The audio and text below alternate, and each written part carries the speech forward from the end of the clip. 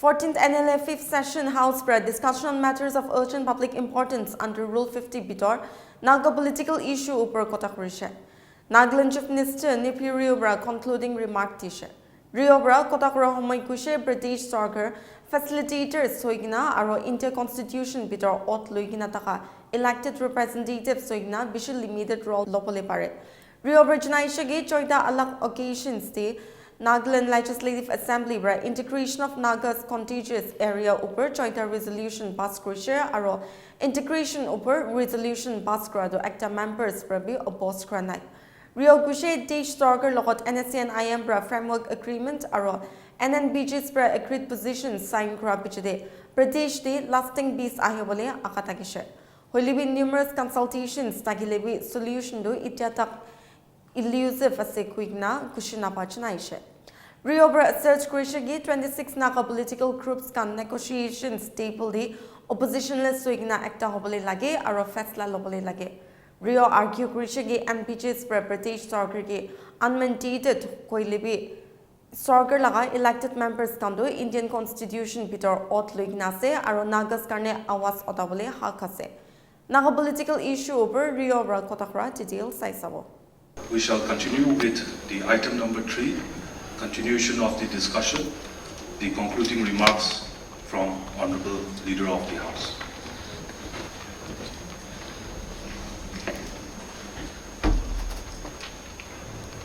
Speaker, sir, I rise to make my concluding comments on the Naga political issue which we had discussed. But before I go into my remarks, I would like to draw the attention of the House. When we are discussing on calling the attention to matters of urgent public importance under Rule 54, our Honorable Member, Mr. President, he made some remarks which I was not very comfortable, and since he was in tempo, so I don't want to disturb him. But I feel that his comment, he had given a lot of good examples and also suggestions, which is taken very well. But because question hour was not extended, he expressed his displeasure to the Speaker. So I think that is unparliamentary. Or if not also, we should, and we cannot, we can only make request, because after question hour, usually even in the Parliament, not even 1-2 minutes also are extended. The mics are off. Yeah.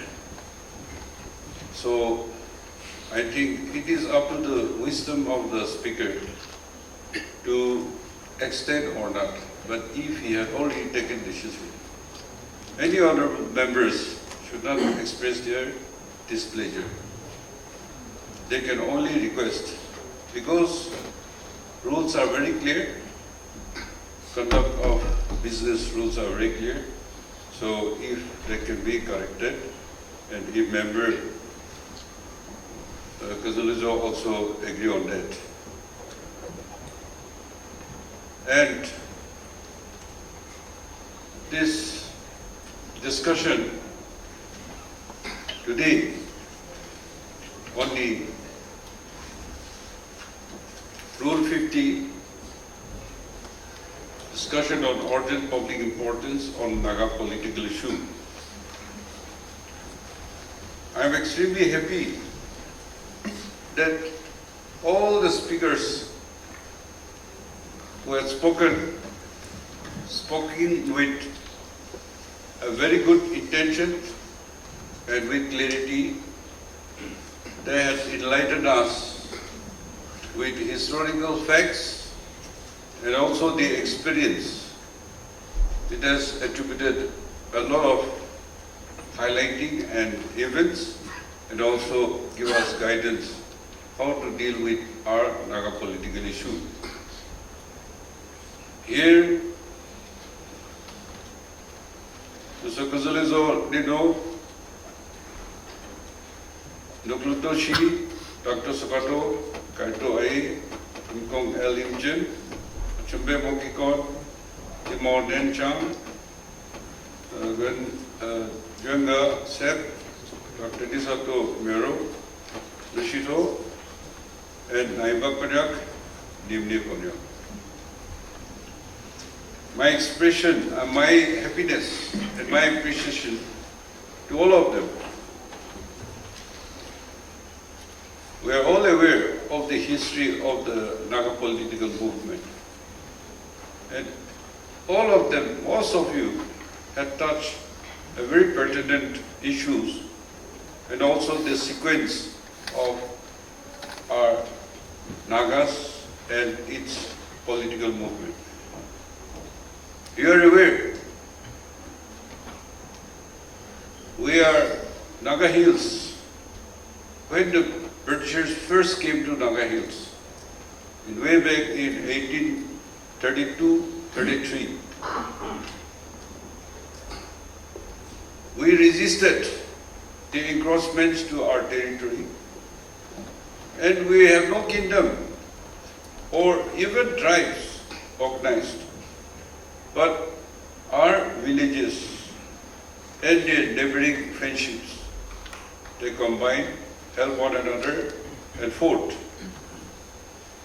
When East Indian Company came to India, that was before the British government. The king, who had the authority.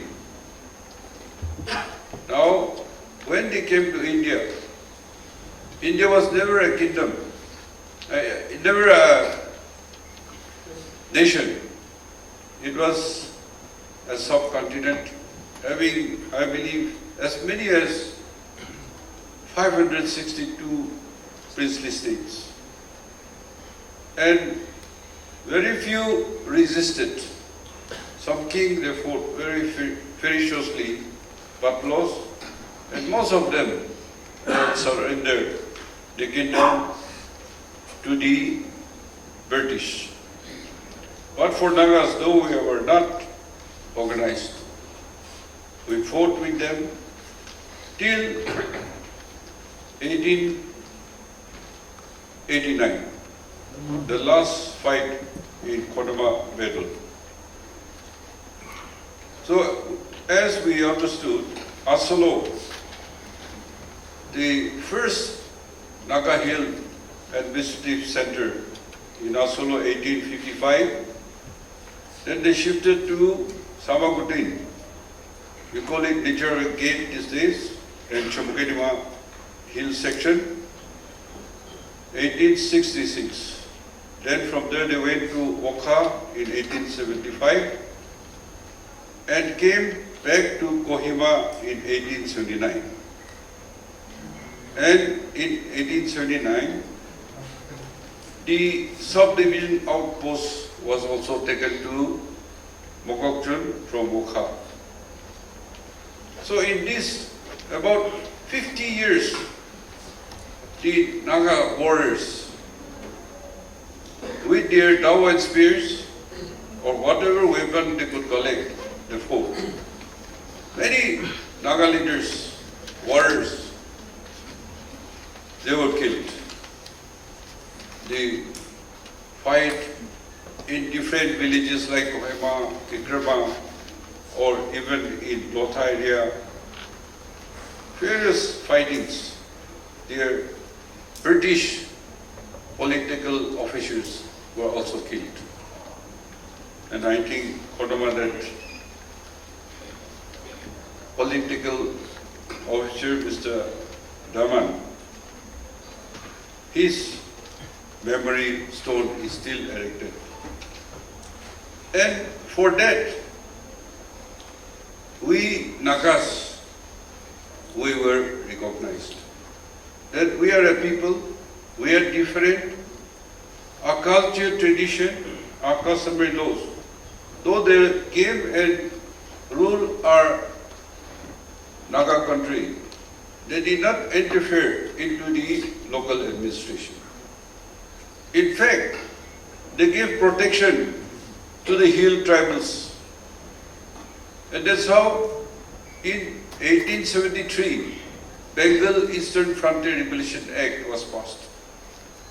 That plain people are prohibited to come to Naga Hills. They cannot come and buy land, house or any immovable properties.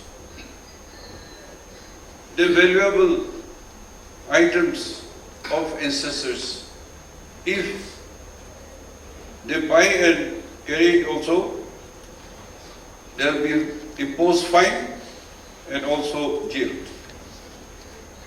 So they have protected us. And that British legacy, when Naga got statehood in 1960, 16-point agreement, the British legacy of Bengal Eastern Frontier Regulation 1873 was introduced in 16-point agreement, clause 60. That's why today we are enjoying that legacy. Now, many have expressed themselves very well, enlightened the history. I will not go back to all those things. That's why, as an elected representative of our people, we are concerned. And from the beginning of the assembly, though the 16-point agreement signed, as Achumbima has stated, they are called the undergrounds, the Naga groups call NPC as messengers. Signing should have been done by the NNC, like how it was done in 9-point agreement with NNC. But maybe they could not convince them and our people were suffering. That's how it might have signed. And though we like it or not, till today, it has sustained our society. And today we are in this assembly under the Constitution of India, taking oaths. And as a facilitator, as mentioned, we have a very limited role to play. In fact, before much have been done, even the 16-point agreement of integration of Naga contiguous area, also the House, Nagaland Legislative Assembly, had passed resolution on 6 occasions. And all the 6 resolutions on integration, it was unanimous. Not even a single member opposed. And today, that integration of Naga contiguous area is also under the competencies being discussed. And that's how, even when I took over the government as Chief Minister, we had formed the Joint Legislative Forum, JLF, since 2009. And we have made a significant steps towards achieving our objective of peaceful solution to the Naga protracted issue. And even this ceasefire and dialogue has taken some positive steps, because we have seen that signing of framework agreement on 3rd August 2015 with IM and the agreed position with the NPG on 17 November 2017 has raised hope of lasting peace in our state. And we acknowledge the hard work and relentless efforts of the leaders of tribal bodies, civil societies and church organizations, the state government, and all of us, the legislators, from the treasury bench or the opposition, both forming this joint legislature forum. Even on the eve of 58th State Day of Nagaland, while extending greetings to the people of the state, the then Governor R.N. Ravi, in his message mentioned that the people of Nagaland are anxiously waiting for the new dawn with the reaching of common understanding on all issues on the table and conclusion of talks on 31st October 2019. So this has given us hope, and we were extremely happy. But till today, though we have taken a lot of consultations to find solution with the tribal whole civil societies, senior citizens, church leaders, all concerned. And I'm informed that 6 times inside this house we passed on resolution on the Naga political issue, and outside the house 5 times, total 9 times. And in the discussion, the people, the voice, and the resolutions are very clear. Even this time, the 5th session, this session of the 14th Assembly, as we had constituted the Political Affairs Committee and the Political Consultative Committee, which meeting we held yesterday, 28th of August, including 60 members, including 2 members.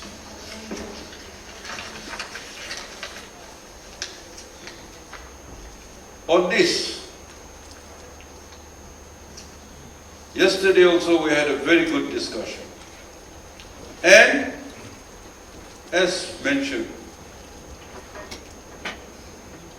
we should come together, and oppositionless government, there have been 60 members in the government from different political parties, to be precise about 9 parties. Congress don't have family. So in the House is 9 political parties running oppositionless government, and in the political consultative meeting and the Lok Sabha MP from Congress, they are fully participating. In this, as I mentioned and other speaker also mentioned, we may say many things, but the Naga groups, they even call us as unmandated government, because their Naga movement is another issue. But for today, under the Constitution of India, we are elected members, and we have every right to voice and to speak out the voice of the public. Therefore, we had already several meetings of Political Affairs Committee. We had meetings with the political parties consultative committee, and therefore the next meeting will be a joint meeting with the civil societies, tribal hosts, churches, and senior citizens, concerned people. Here, in all these 9 resolutions passed inside and outside, and also on integration 6 times, I think in almost all the resolutions with civil societies, we always mention a political solution that is inclusive, honorable, and acceptable to the Naga people. So how this complicated Naga political issue, we ourselves are giving a kind of condition, and how to make it inclusive, honorable, and acceptable to the Naga people. You are aware, our motto in the state logo is one simplest word and a universal word, most needed word, unity. So when Nagas can come together like today, we are having oppositionless, let Naga groups have 26 groups, but they also should come together as oppositionless on the table of negotiation and take a decision. Because unless we come together, unless we unite, how our solution will have inclusiveness? And if there is no inclusiveness, how that agreement will be honorable? And if we don't get honorable, how it will be acceptable to the Naga people? Therefore, I think when we meet the civil societies and tribal leaders, our church, and our concerned citizens, we have to emphasize about time and again passing our resolution, a political solution that is inclusive, honorable, and acceptable. This should be thoroughly discussed. And as an elected, taken oath under the Constitution of India, we cannot do much because we are not negotiating. But we are carrying the voice of the people. So if Naga groups also, if they are mandated people, then they should listen to the voice of the people.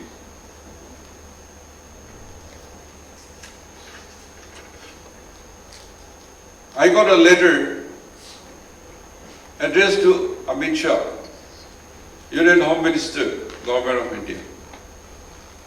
And in the letter, writing to him, which copy is given to all concerned,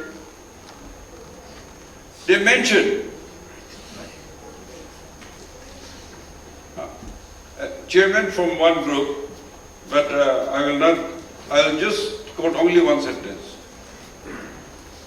At the outset, the NSCN, since its inception, has sustained by a willful, meager contribution mandated by the Nagas to exert our acknowledged political right.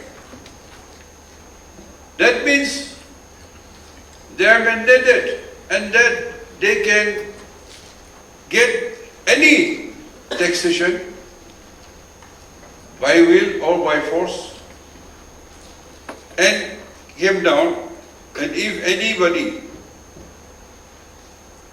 challenging the NSCN could have invited capital punishment as enshrined in the NSCN Yazabo. So if they are working for the people and they claim that they have the mandate to ask their sustenance, but if the public, innocent public, cannot give or don't give capital punishment as enshrined in the NSCN Yazabo. Very dangerous. Is that the voice, is that the mandate they got? That they can make a Yazabo and give any capital punishment? We are in a very difficult and dangerous situation. That's why, while dealing with them, civil societies or ourselves should politely and have serious discussion on these issues. Another point is, we are, as mentioned, elected, taken out under the Constitution of India, and we are functioning in that. We are not negotiating party. So we will be very careful and will deal only what they had agreed, framework agreement. 3rd August 2015 and agreed position 17th November 2017. And in the Lok Sabha election, the Congress has come out and mentioned that they will solve Naga political issue on the basis of agreement signed during 2013-2014. So I asked them, framework agreement, agreed position, and that agreement from the Congress, which was mentioned in the Lok Sabha election 2024. So with this thing, we will educate our civil societies, and we are requesting IM and MPG in their framework and agreed position. What are they discussing? What are the contentious issues? And what are the competencies? The competencies that they are discussing. What is that in that Congress agreed during 2013 and 14? And NMPG, of course they have said that we have agreed and we are ready to sign. So it's a good sign. So we will work upon this and the competencies. Many of us and many people in the market and the discussion about the flag, the constitution,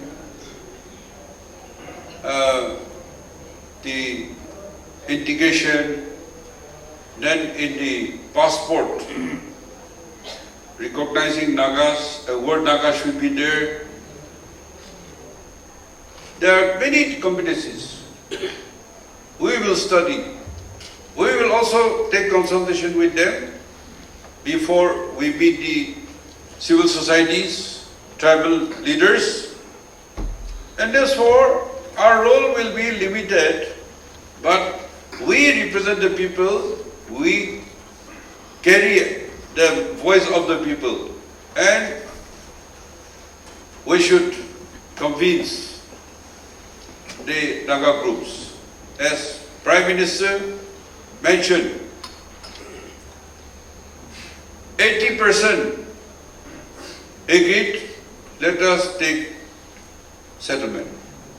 20% which is not being understood or cannot negotiate, let us keep it for further discussion. Otherwise, if we don't have settlement now, and they should not say no because they have signed. We did not sign. And therefore, they should come and then we should try to find solution. Otherwise, 26 groups, though only 5 signed agreement with 10-15 designated games, all collecting tax and willful, meager for their sustenance contributions. It is no more collection for their sustenance, and public cannot survive on this. As Home Minister Mr. Y. Patton was saying this morning on law and order, the business community or the government servants or any farmers, because of taxation and collection, they cannot sustain. Particularly the non-Nagas who are doing business.